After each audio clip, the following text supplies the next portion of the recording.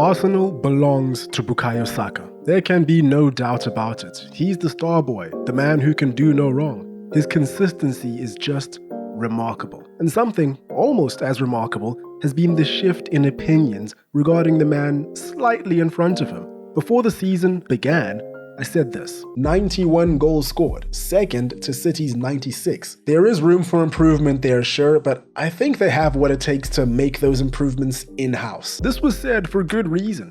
This entire year, stretching back to the second half of last season, has been immense. Kai Havertz scored 13 goals with 7 assists in last season's campaign. If you look at this from the lens of him being a striker, that's not good enough for title contenders. But if you zoom out, you realize that he played 24 out of his 37 league games as a 10 or an 8 last year, scoring 5, assisting none. His presence up top for Arsenal with a fit Gabriel Jesus on the bench now makes sense. In the 13 games he started as a centre forward in 23-24, 8 goals, 7 assists.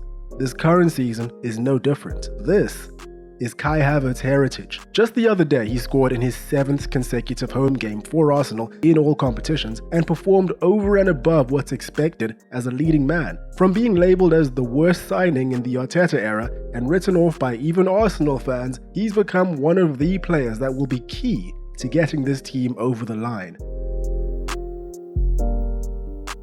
Hello, hope you're doing well. International break. I know this is what most of you are looking like right now, but Arsenal fans, fear not, because Havertz isn't joining up with his country, but apparently should be fit to start as soon as the season continues.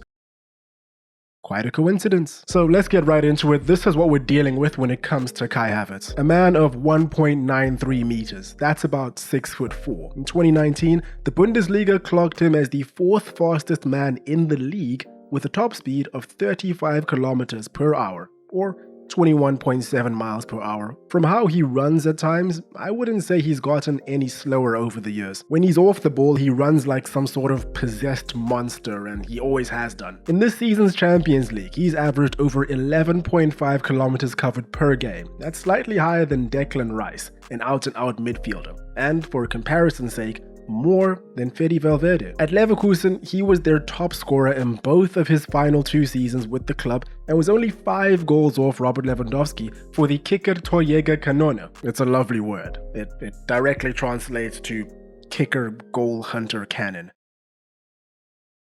The German language for you guys. I'm not here to ask questions. He was also consistently in the upper 80 and 90 percentiles for almost all advanced passing and creation metrics in Germany. All of this was as an attacking midfielder or a second striker. He's just one of those strange combinations of tall, athletic, coordinated, and skillful. Very, very rare gem to find. That right there is Kai Havertz in a nutshell. So if all of this was true about the man all the way back in 2019, why is it that in England at the very least, opinions about him were mixed up until very recently, I'd say a couple of months ago? Now, to say that all these claims and that the lag of appreciation about this guy were unfounded would be a bit reductive, because there were reasons why people felt this way and didn't really give him a chance even before he stepped foot in the Emirates. With the blessing of hindsight, it appears that not all of them were his own. I think we can all agree that there's always been a bit of confusion regarding where Havertz should be placed to maximize his strengths in the Premier League. His strengths are well known, which we'll get into in a bit,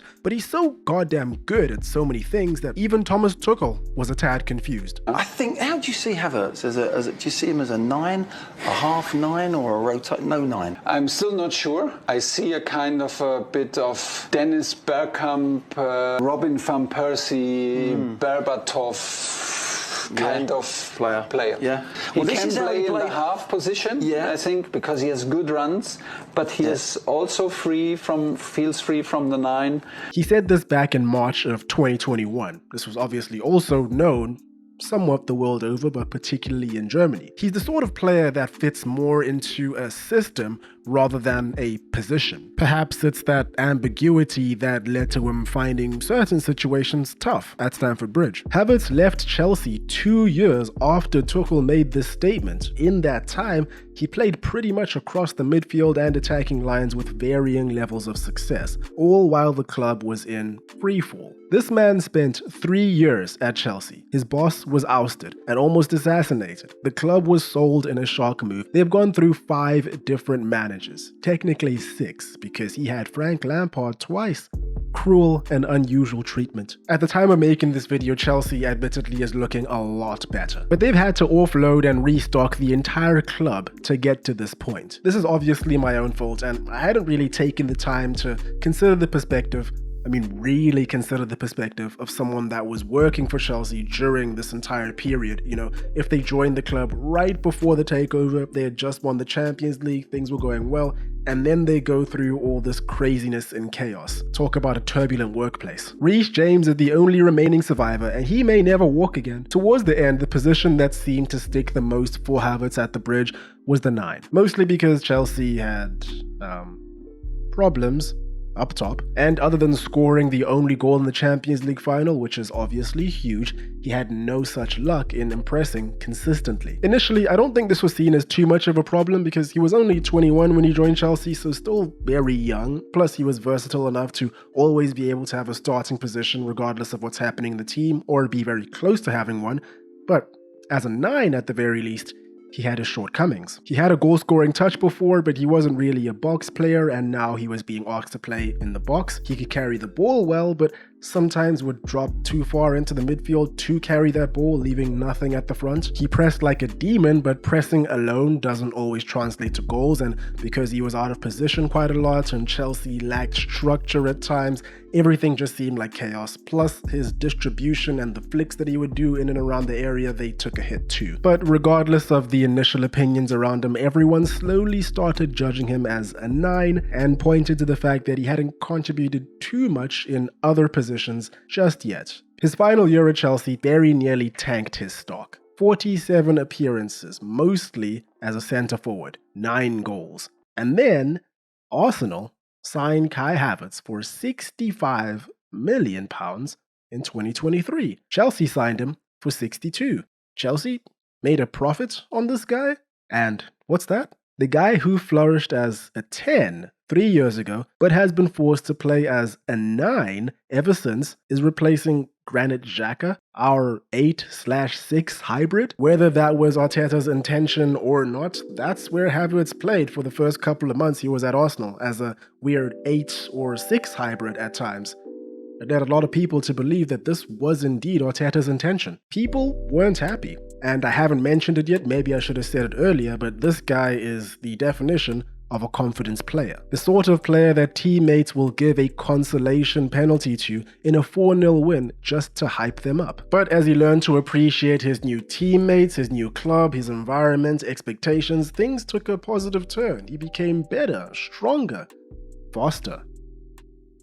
And then Gabriel Jesus got injured. Havertz again was a 9. And for some reason, the transition into playing up top was a lot more seamless. Why? He was finally able to play in his preferred role. A 9 on paper, maybe, sure. But he wasn't a striker, he was a centre forward. And as he plays more there in a system that suits him, he's becoming a better striker. His anticipation in the box and his eye for those loose balls is getting better and better by the game. He's scoring a lot more of those classic 9 goals, those scrappy striker ones that really push teams over the line. But Havertz's real superpower, regardless of where he plays, has and will always come in his ability to lose his marker and find space either to receive the ball or drag an opponent out of position for his wide man. When receiving, whether it's to feet or running in behind, he can do it all. A skill we see him apply pretty much in every single match, and his teammates are clocking onto that too. This is probably my favorite example of it. It's a game against Brighton in April of 2024 last season.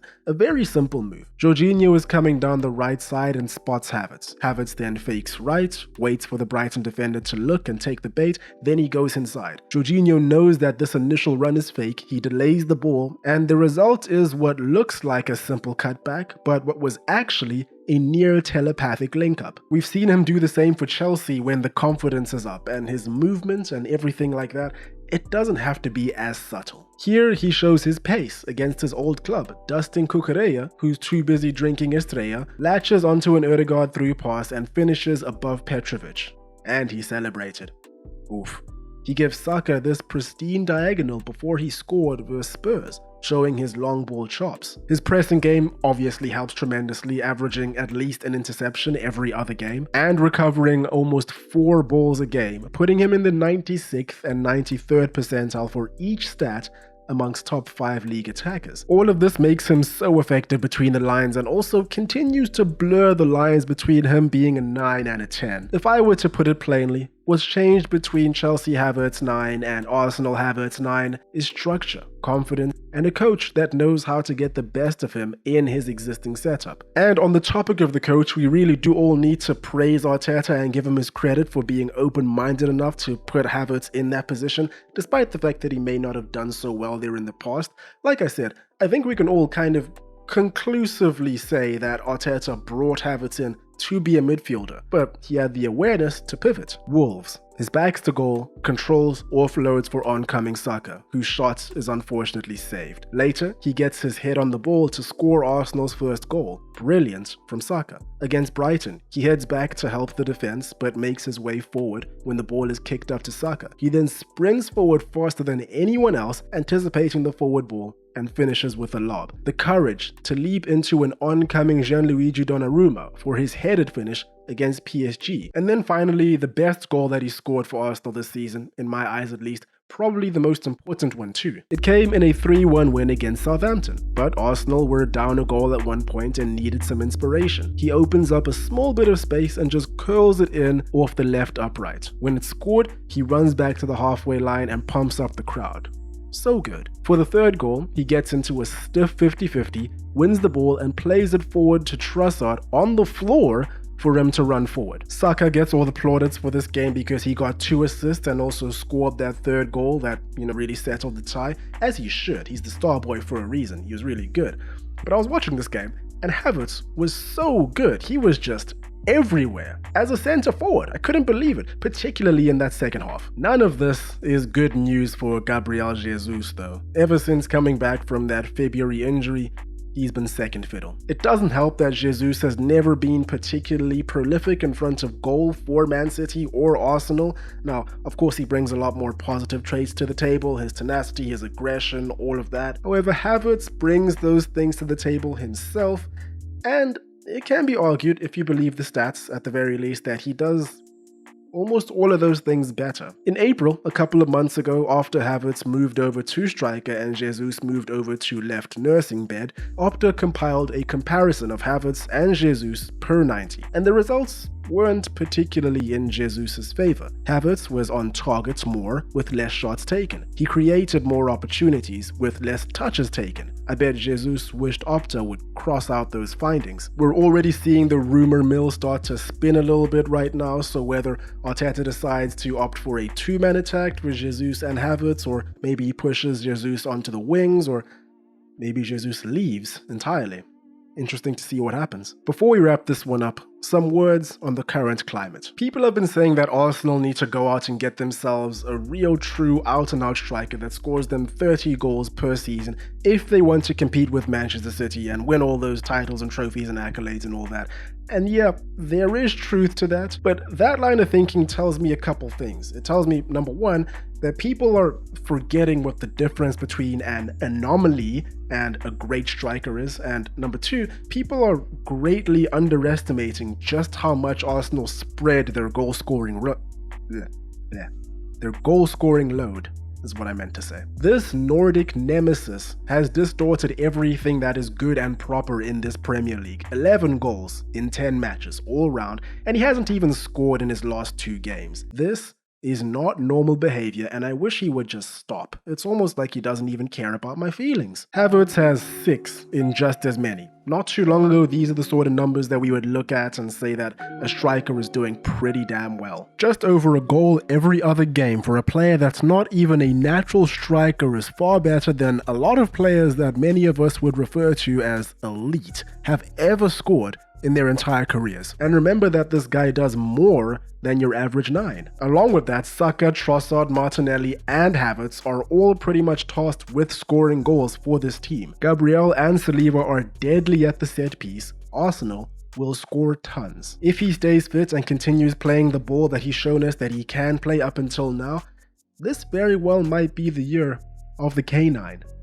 You heard it here first. If anyone on Havertz's team catches wind of this and uses this on any promotional material, I want my check. Even the Bundesliga is trying to get in on the action, posting about this man 3 years after he's left the country.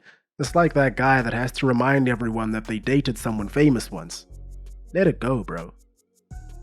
And there we have it. Let me know what you guys think about Havertz, Arsenal, all that good stuff. That's all for me today. Hope you guys enjoyed. Hope you're having a great day. Cheers, and I'll catch you in the next one.